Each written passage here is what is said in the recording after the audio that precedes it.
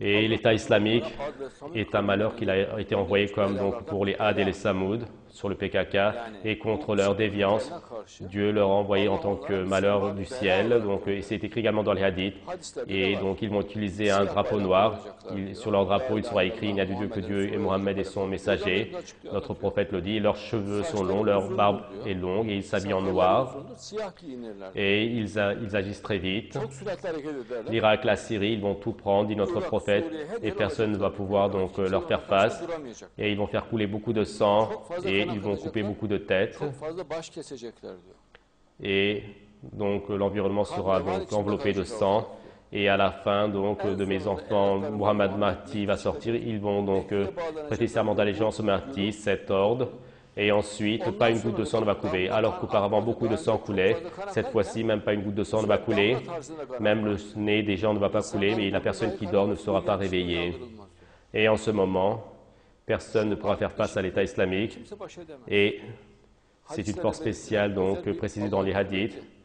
C'est une force auquel les anges aident.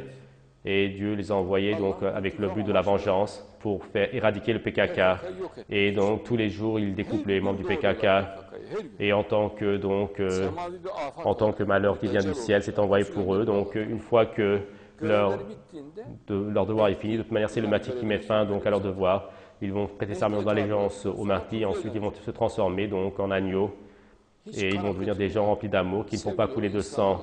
Et ces gens sont foncièrement opposés donc à M. Tayyip et également au gouvernement. D'abord, ils ont essayé de prendre Istanbul. Ils ont dit qu'on va prendre donc Istanbul car il y a les reliques sacrées.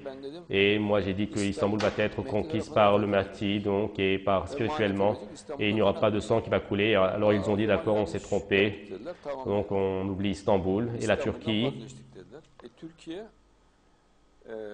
Et il y a le hadith également, donc tant que la Turquie n'étend pas la main sur vous, également n'étendez pas la main sur eux.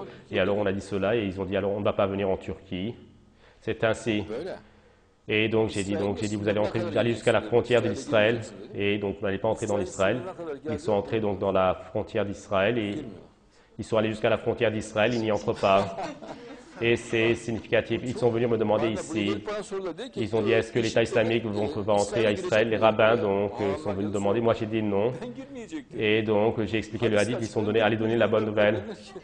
Et donc l'État islamique n'a rien à voir avec Israël. Donc ils ont fait une déclaration officielle par l'État. Et c'est moi qui leur ai expliqué cette déclaration officielle. C'est moi qui l'ai dit. Donc ils ont été dire ce que j'ai dit donc mot pour mot.